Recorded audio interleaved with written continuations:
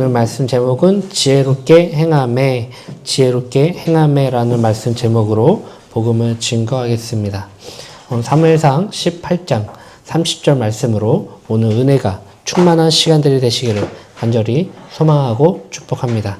우리 인사하겠습니다. 왕자님, 권주님 사랑합니다. 왕자님, 권주님 사랑합니다. 사랑하는 성도 여러분, 지식과 지혜의 차이점이 무엇인지 아십니까? 지혜와 지식의 차이점. 짧게 예를 들며 설명한다면 지식은 물이 끓으면 몇 도가 된다? 100도가 된다. 지혜는 뭘까요? 물이 끓을 땐 손을 조심해야 한다가 지혜이겠죠. 다시 한번, 지식은 물이 끓는 온도는 100도입니다. 물을 끓기 위해서는 몇 도? 100도가 돼야 물이 끓겠죠. 그렇죠? 지혜는 그 끓는 물에 손을 대면 될까요? 안 될까요? 안 됩니다. 그것이 조심해야 되는 것이 지혜이죠. 지식은 운동이 건강에 좋다. 지식 아니겠습니까? 그렇죠? 다 아는 지식 아니에요? 운동이 이렇게 우리 건강에 좋다라는 것은 우리가 아는 지식입니다. 지혜는 뭘까요? 그래서 나는 매일 30분씩 걷는다. 이게 지혜이지 않을까 생각이 되어집니다. 또한 지식은 하나님은 사랑이시다. 이거는 지혜일까요? 지식일까요? 지식이죠. 그렇죠? 지혜는 뭘까요? 그래서 나는 용서하고 사랑을 선택한다. 이게 바로 지혜입니다. 지식과 지혜는 어찌 보면 비슷하지만 어쩌면 큰 차이는 있는 것을 알고 있습니다. 지혜는 지식의 바탕으로 또한 돼야 됩니다. 하나님을 사랑합니다. 하나님은 사랑하십니다. 라는 그 지식이 우리에게 있어야 하나님이 날 사랑한다. 그래서 나도 이웃에게 선을 베푸고 사랑을 전한다. 라는 게 될 수 있는 거 아니겠습니까? 지식만 안다고 되는 것이 아니라 지혜 또한 같이 가야 됩니다. 지식으로 믿음 생활하는 것이 아니라 지식만으로 믿음 생활하는 것이 아니라 지식과 지혜가 같이 갈 때에 믿음이 성장하고 소망이 성장하고 사랑이 성장할 줄 믿습니다. 지식은 방향을 알려주는 지도와 같습니다. 지혜는 그 지도를 보고 실제로 길을 걸어가는 능력이라 할 수 있습니다. 오멜교회 성도 여러분, 그리고 온라인으로 예배드리고 있는 많은 분들에게 모든 분들이 이 지식으로 끝나는 것이 아니라 이 지식을 통해 지혜로 나아가는 삶을 사시기를 간절히 소망합니다. 오늘 저는 본문을 통해 세 가지 질문들을 증거하고자 합니다. 첫 번째 질문은 우리 다 같이 한번 읽어볼까요? 똑똑한 것이 지혜로운 것인가? 라는 질문입니다. 똑똑한 것이 지혜로운 것인가? 라는 질문을 한번 해보았습니다. 두 번째는 다 같이 한번 읽어보겠습니다. 그렇다면 지혜로운 사람은 문제가 없을까? 라는 질문을 또한 하게 되었습니다. 세 번째 질문. 아이고, 죄송합니다. 네, 죄송합니다.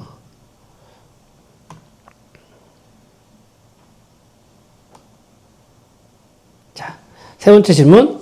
지롭게 살면 달라지는 것은 있는가? 지롭게 살면 달라지는 것이 있을까요? 네. 똑똑한 것이 지혜로운 것인가? 지혜로운 사람은 문제가 없는가? 지혜롭게 살면 달라지는 것은 무엇인가? 이와 같은 질문들로 오늘 말씀을 이어가고자 합니다. 그 중에 우리 첫 번째 질문, 우리 한번 여러분들에게 질문하고 싶습니다. 똑똑한 것이 지혜로운 것일까요? 과연 똑똑한 것이 지혜롭다고 생각하십니까? 그럴 수도 있고 아닐 수도 있죠. 이에 대한 대답은 똑똑한 것이 지혜로운 것을 말하는 것은 아니다. 아니죠. 이는 하나님과의 관계에서 나오는 분별력을 말하는 것입니다. 다윗은 뛰어난 전사의 모습을 보여줍니다. 성경은 다윗이 단지 전술적으로 전략적으로 뛰어난 사람이라고 말하고 있지 않습니다. 성경에서 지혜롭게 행했다라고 표현할 때 항상 하나님과의 친밀함 속에서 얻은 분별력을 말합니다. 다윗은 매 순간마다 누구를 의지했나요? 주님. 주님을, 하나님을 의지하였습니다. 사울은 누구를 의지했나요? 자기. 아니죠. 처음에 하나님을 의지했잖아요. 그도 하나님께 선택받았던 왕 아니었어요? 그런 왕이 어느 순간 교만함이 자기에게 들어오고 내가 할 거야 하는 순간 어떻게 됐죠? 누구를 의지했어요? 자식이 자신을 의지하고 자기가 갖고 있는 것들을 의지하고 있는 힘을 의지하기 시작했다는 것입니다. 그가 싸움을 나갈 때 사람과 관계를 맺을 때도 그의 기준은 누구였을까요? 사울은 자기 자신이었죠. 다윗은 누구였어요? 바로 하나님의 중심이었습니다.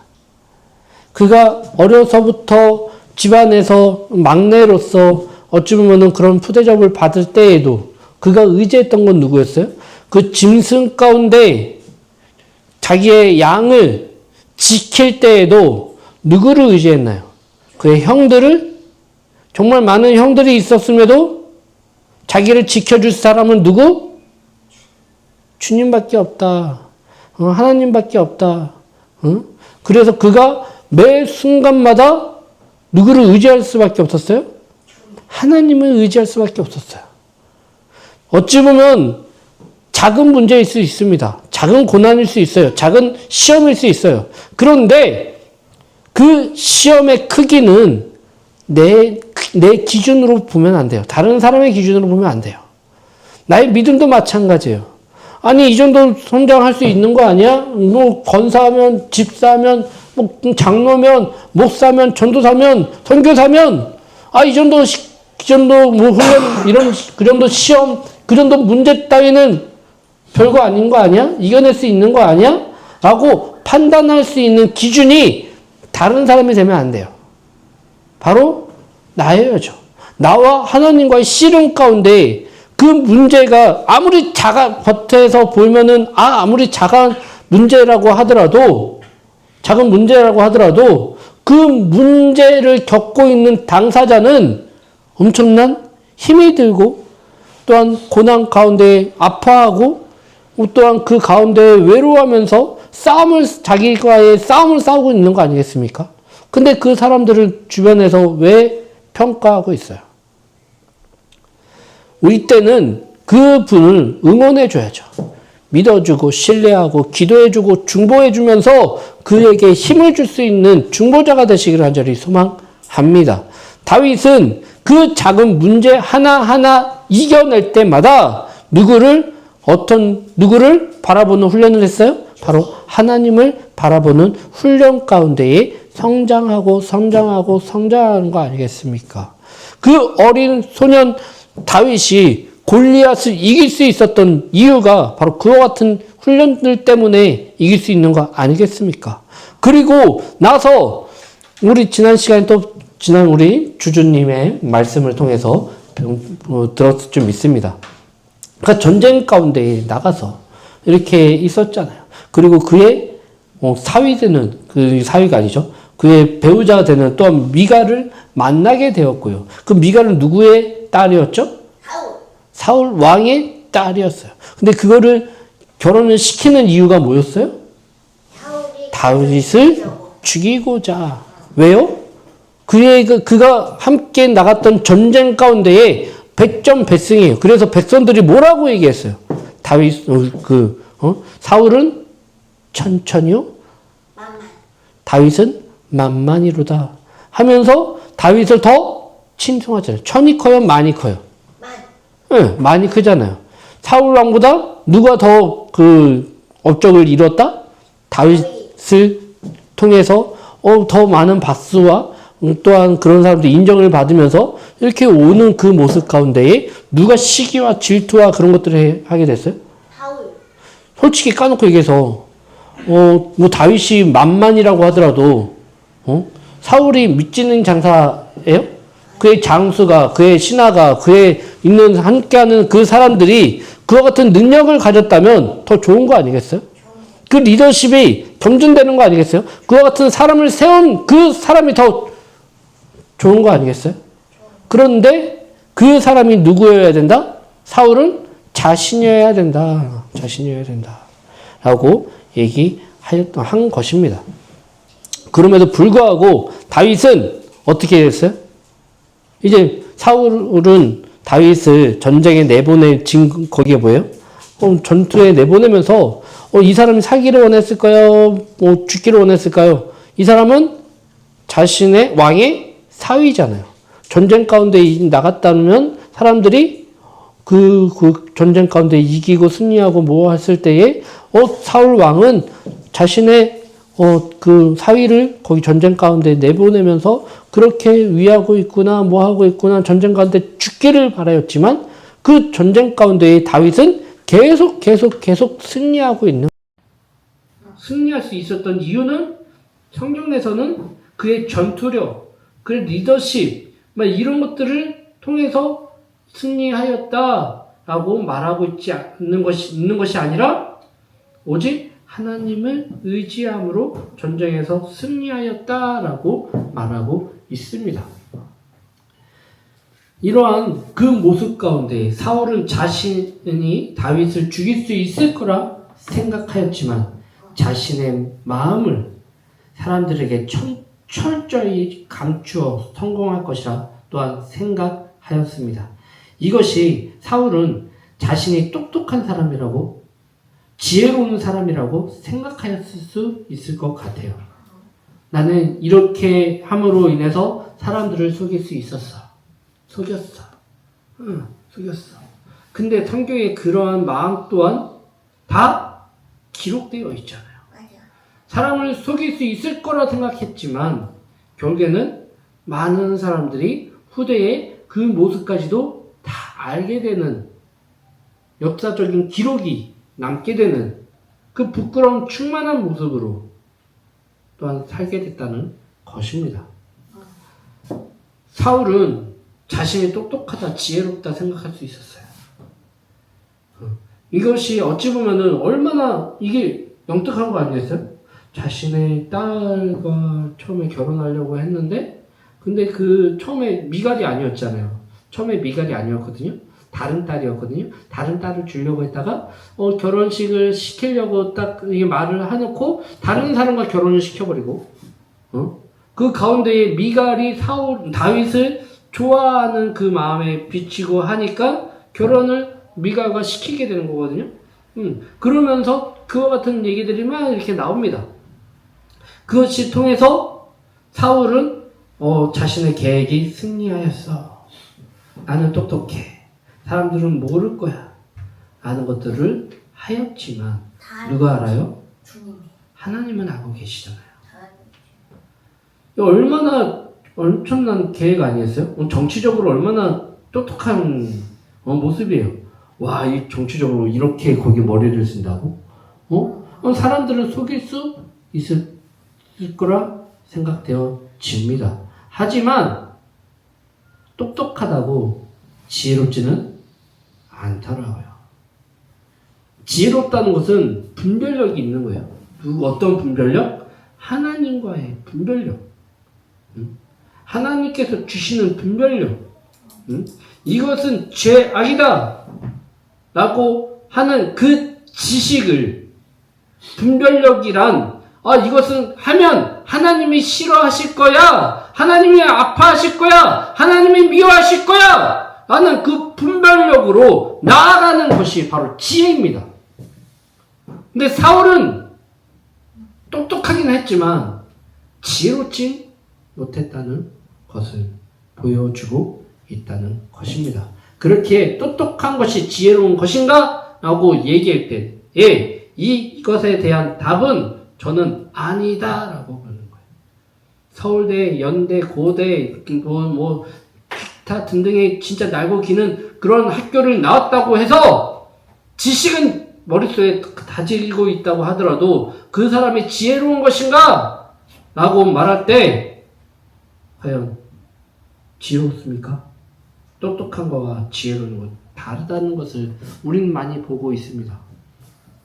정치하는 사람들도 정말 유명한 대학을 나와서 정말 지식을 진짜 그렇게 많이 아는 박사학위도 받았던 그런 사람들이 어떠한 문제 가운데 정말 바보 같은 얘기들을 하고 있는 모습들을 우리 종종 보잖아요.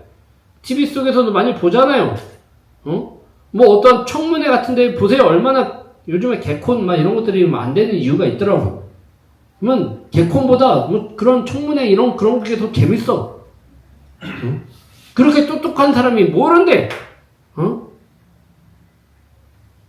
알지도 못하고, 모르지도 못하고, 뭐 이게 진짜 뭔지를 모르고, 그런 얘기를 합니다. 그럼 너무나 당연한 얘기들, 남북 전쟁 가운데 남침입니까? 북침입니까? 뭐 이런 문제들, 이러한 것들을 다 아는데도 불구하고 그것들을 얘기를 못하고 빙빙 돌려서 말하는 그런 사람들 많이 있지 않겠습니까? 많이 보지 않습니까? 똑똑하다고 지혜로운 것이 아님을 우리는 볼 수 있습니다. 그것이 바로 다윗과 사울의 차이라 생각이 되어집니다. 우리 두 번째 질문 한번 보겠습니다. 두 번째 질문 다 같이 한번 읽겠습니다. 네. 다윗의 인생을 보십시오. 오늘 본문에서 블레셋 사람들과 계속해서 싸우는 모습들을 보여집니다. 30절 다 같이 한번 읽겠습니다. 다 같이 시작. 블레셋 사람들의 방백들이 싸우러 나오면 그들이 나올 때마다 다윗은 사울의 모든 신하보다 더 지혜롭게 행하매 이에 그의 이름이 심히 귀하게 되니라. 다윗의 삶은 편한 삶이 기다리고 있지 않았습니다. 다윗의 삶을 보십시오. 사무엘에게 기름 부음 받고 나서부터 아니면 그 전부터 그 다윗은 어땠나요? 그의 삶에 평안함이 있었나요? 기쁨이 충만했나요? 감사가 충만했나요? 그의 가정에서 그가 그렇게 아버지한테도 그러한 그 형제들한테도 그렇게 인정받지도 못하면서 살았던 그의 삶이 어쩌면 외로웠지 않았을까요? 근데 그럼에도 불구하고요, 다윗은요 누구 탓을 하지 않더라고요. 하나님께 기름 부음 받았어요. 이 왕이 될 사람이라고는 그런 축복 기도를 받았어요. 어찌 보면 그 가운데 출세 성공의 길은 열려지는 것처럼 보였어요. 어떻게 되죠? 그렇게 기름 부음 받고 어디로 갔어요? 그가 어디로? 사울의 궁전, 왕의 궁전에 가서 누구를 위로했어요? 사울을 위로했어요.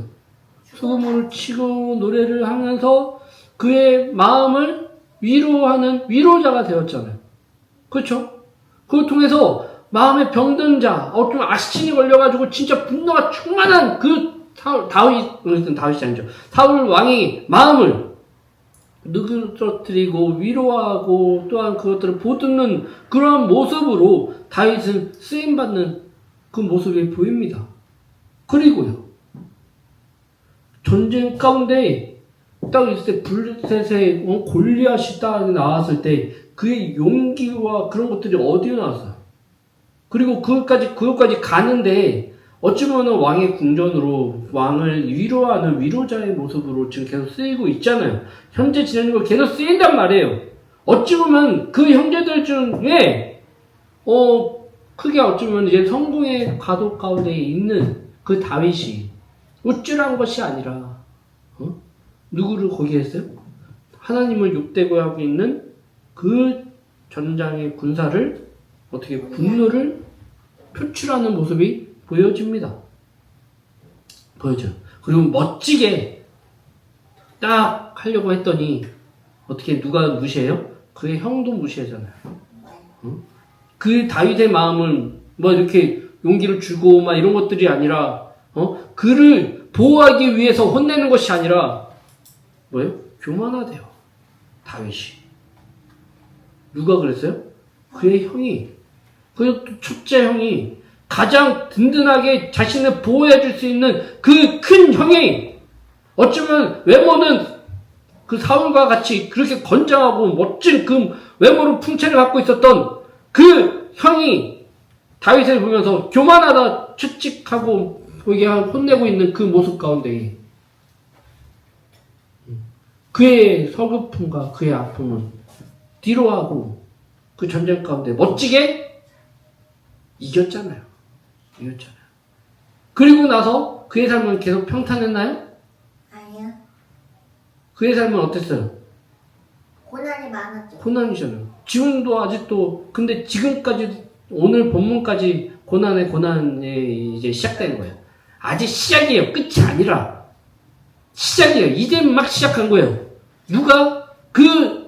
어쩌면은 장인어른이 자신을 죽이려고 지금 술을 쓰고 있는 그 아픔들. 내 가족이 된 사람이 나를 미워하여, 나를 시기하여, 나를 질투하여, 나를 전장 가운데 내보낸 이유가 내가 그곳에서 죽기를 바라요. 그것을 내보내는 다윗은 몰랐을까요? 몰랐으면 하나님이 가리신 거예요. 그렇지. 그것을 가리셔서 상처받지 못하게 하나님께서는 막으셨을 거예요. 근데 그 모습들을 딱 보았을 때 다윗이 그건 과연 몰랐을까? 라고 하면 그렇지는 않았을 것 같아요. 그럼에도 불구하고 그는 하나님과 싸웠어요. 하나님과 동행하면서 싸웠어요. 하나님이 가라 하면 가고 멈추라 하면 멈추고 돌아가라 하면 돌아가고 이곳에서 치라 하면 치면서 하나님께서 주신 그 분별력으로 모든 전쟁 가운데 승리하면서 나아가는 그 모습들이 지금 보여지고 있는 것입니다. 지혜로운 사람은 문제가 없는가? 이거는 사울의 사울은 지혜롭다고 얘기하지 않죠. 그렇죠? 여기서는 똑똑할 수는 있지만, 사울 왕이 똑똑할 수는 있어 보이지만, 이거는 지혜로운 사람은 아니에요. 그러면 지혜로운 사람은 사울과 다윗 중에 누구예요? 다윗이죠. 그러면 다윗은 문제가 없는가, 문제가 없었는가? 라고 보여줄 수 있겠죠? 그럼 다윗과 같은 지혜로운 사람은 문제가 없었는가? 아니죠. 문제가 많았죠. 이것을 뭐라고 할까요? 성경적으로, 믿음으로, 신앙적으로? 고난? 이게 바로 연단이라고 합니다. 연단. 이 연단의 시간, 그리고 이 광야의 시간, 이 다윗은 철저하게 하나님을 의지하는 훈련 가운데 시작됐다는 것입니다. 사울의 시기 속에서도 그는 굴하지 않고 끝까지 버티며 그 인내의 그 쓴 시간들을 지금 버티고 있는 다윗을 보았을 때 저렇게 힘든, 지금 우리는 딱 보면 어때요? 이 모습만, 결과는 우리는 알고 있잖아요. 그렇죠? 성경을 통해서 결과는 알고 있지만, 그렇죠? 이 과정 가운데 있는 그 다윗은 미래가 보일까요? 그렇진 않을 것 같아요. 전쟁 가운데 계속 뭐만 하면은 전쟁 가운데 맨 선두로 보내요. 선두로 보낸다는 건 뭐예요? 거의 죽을 수 있다는 그 가능성이 굉장히 많다는 거예요. 거기 가운데서도 계속 보내고, 계속, 언제까지? 죽을 때까지. 죽기를 바라는 마음으로. 어려운 그 힘든 그 전쟁이 있다면, 누가 제일 먼저 나가야 돼요? 다윗이. 왜요? 사울의 계략으로. 사울의 뜻이 그거니까. 지혜로운 사람은 문제가 없는가? 문제가 있다는 것입니다. 하지만 그 지혜로운 사람은요, 그 문제 앞에 무릎 꿇고 나가는 인생이 아니에요. 문제는 문제일 뿐이에요.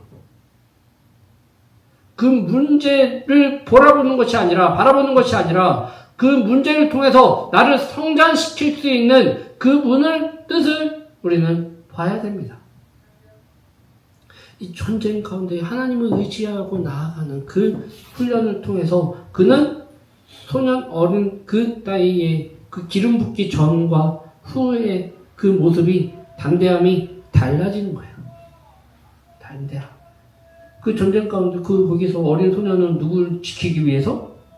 양들을 지키기 위해서 무기를 들고 하나님을 의지하며 나아갔지만 지금 누구를 위해서 점점 하면서 스케일이 커졌어요? 누구? 하나님의 백성, 하나님의 이름으로 나아가고 그걸 통해서 지혜가 쌓이고 지식이 쌓이며 그 가운데에 성장하고 있는 다윗을 우리는 볼 수 있습니다. 그렇기 때문에 여러분들이 묻겠습니다. 문제가 나쁜 것입니까? 안 나빠요. 시험이 나쁜 것입니까? 안 나빠요. 고통이 나쁜 것입니까? 안 나빠요. 건드기 쉽진 않아요. 그 가운데에. 그 가운데 있으면 쉽지 않다고요. 근데 그거는요, 지혜로운 사람에게는요, 축복일 수 있습니다. 축복일 수 있습니다. 그 문제 앞에 씨름하며 나아갈 때에 그 문제는 더 이상 문제가 되지 않을 수 있다는 것입니다. 다윗은 그 문제 앞에 도망치지 않았어요. 그는 늘 문제를 마주했지만 그 문제를 통해서 오히려 하나님의 능력을 드러냈습니다. 문제 앞에 낙담하지 않고 문제 속에서 지혜를 발견하면서 그것이 지혜를 쌓아가는 그 분별력이 그는 더욱더 성장하게 되면서 사울은 왕이 되자마자 하나님을 버리는, 하나님을 그것보다 하나님을 인정하고 나아가는 인생이 아니라 자신을 더 의지하며 자신이 갖고 있는 것을 더 의지하며 나아가는 분별력이 없는 그 지식 따위에 끌려갔지만 다윗은 이 문제들 통해서 더욱더 성장하고 나아가는 삶을 살 수 있게 되는 거예요. 그가 왕이 되었을 때 이와 같은 문제들 다 겪었을 거예요. 그럼에도 불구하고 그는 흔들리지 않았습니다. 사울은요, 어찌 보면 반쪽짜리 왕이었어요. 반쪽짜리. 누구한테? 북이스라엘. 지금 지파가 몇 지파죠? 12지파죠. 그 중에 제사장 지파 빼고, 그 다음에 누구 지파예요? 남유다 지파는 그를 왕으로 인정하지 않았어요. 그렇다면 그를 인정했던 지파는 몇 지파예요? 10지파. 그리고 제사장은 어쨌든 기름 붓고 했으니까 하더라도 11지파. 근데 남유다는 오로지 하나님이 이 나라를 다스릴 거야. 근데 우리는 왕이 필요 없어. 라고 했던 그 한 지파를 제외하고 그 어찌 보면은 그에게 왕으로 인정했던 거기는 지파는 10지파, 11지파밖에 안 되는 거예요. 완벽한 왕이 아니었어요. 근데 그 중에서도 그를 왕으로 인정했던 거기는 조금 더 그 안에서도 좀 나뉘겠죠. 근데 다윗은요, 북이스라엘, 남유다, 그리고 어디까지? 예루살렘, 그리고 모압, 암몬, 이런 것들도 어찌 보면 왕은 거기서 왕으로 통치하지 않았지만 거의 거기서 조공을 받는 그 어쩌면 속국처럼 그렇게 다스리면 하는 그런 나라가 됐어요. 왕이 됐단 말이에요. 중심적인 그 예루살렘, 지금도 예루살렘에 되게 그 종교적으로 거기에 되게 중요하게 생각되어지잖아요. 그쵸? 거기에 왕으로 북이스라엘과 남유다와 예루살렘과 이런 그와 같은 중심에 있는 왕이 누구였다? 다윗이었어요. 다윗이. 이와 같은 훈련 가운데 그가 그렇게 흔들리지 않았을 수 있었던 이유는 지금의 문제들을 잘 견디고 나아가고 있었기 때문이에요. 세 번째 질문 한번 나가겠습니다. 다 같이 한번 읽겠습니다. 지혜롭게서는 무엇이 달라진가요? 그리고 30절의 말씀. 블레셋 사람들의 방백들이 싸우러 나오면 그들이 나올 때마다 다윗이 사울의 모든 신하보다 더 지혜롭게 행하매 이에 그의 이름이 심히 귀하게 되니라. 할렐루야. 아멘. 아멘이십니까? 답은 나와 있습니다. 이 말씀 속에 나와 있어요. 지혜롭게 살면 무엇이 달라지나요? 어떤 것이 변하나요? 그의 이름이 심히 뭐하게? 귀하게 되니라. 할렐루야? 지혜롭게 살면 내 삶이 어떻게 변해요? 열매가 뭐예요? 성경에서 얘기하고 있습니다. 지혜를 통해서 주는 열매는 귀함이에요. 귀함. 이 하나님이 주시는 그 분별력을 통해서, 그 지혜를 통해서 심히 귀하게 된다고 말씀하고 있습니다. 그의 이름이 심히 귀하게 되니라 말하고 있는 이 말씀, 이것은 무슨 뜻일까요?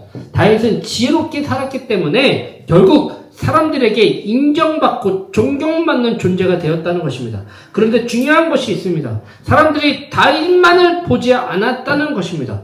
다윗만은 사람들이 본 것이 아니라 다윗을 통해 일하시는 하나님을 보게 되는 거예요. 지혜롭게 살아가는 사람의 삶 속에서 항상 누가 보인다? 하나님이 보입니다. 사람들은 그 사람을 보면서 하나님의 살아계심을 보게 된다는 거예요. 지혜롭게 되어서 그것이 나를 힘이 귀하게 사람들이 나를 생각한다. 이것이 끝나는 것이 아니라 그 힘이 귀하게 생각함으로 인해서 내 뒤에 나와 함께하고 있는 하나님의 일하심, 하나님의 역사하심, 하나님이 함께 하신다는 그것을 사람들은 보게 된다는 거예요. 그래서 사람들이 그 지혜로운 그 사람을 함부로 하지 못하는 거예요. 왜? 그 사람을 귀하게 생각하는 이유는 그의 뒤에 누가 있기 때문에? 하나님이 함께 하시기 때문에. 그를 멸하고 그를 비판하고 그렇게 하게 되면 누구를 비판하는 거와 똑같기 때문에? 하나님을 비판하는 자와 똑같기 때문에. 하나님을 욕하는 사람과 똑같기 때문에 그를 함부로 할 수 없는 거예요. 그를 함부로 할 수 없는 거예요. 왜? 그 뒤에 하나님이 계시기 때문에. 다윗은 그와 같은 왕이 되었어요. 이제 왕이 되었다는 것을 성경에 기록되어지고 있습니다. 사울은 그에게 귀하게 여기는 사람들이 많아졌나요? 아니요. 그의 권력과 그의 힘과 그런 것들을 더욱 두려워하였지. 사울을 귀하게 심히 아주 거기 하면서 무릎 꿇지 않았어요. 그의 권력, 그의 힘, 그래 갖고 있었던 그런 것들이 그에게는 힘과 용기와 이런 것들이 되어서 이것이 그의 무기가 되었지 하나님이 무기가 되지 않았어요. 하나님이 함께하지 않았기 때문에 사람들이 그를 귀하게 생각하는 것이 아니라 그를 무서워했죠. 그의 권력 때문에, 그의 힘 때문에 무서워하였지 그를 귀하게 생각하지 않았다는 것입니다. 그런데 다윗은 달라요. 왜? 그는 하나님과 함께하였기 때문에. 여러분, 그와 같은 지혜로운 삶을 사시기를 간절히 소망합니다. 그렇다면 사람들이 여러분들을 귀하게 생각하게 될 것입니다.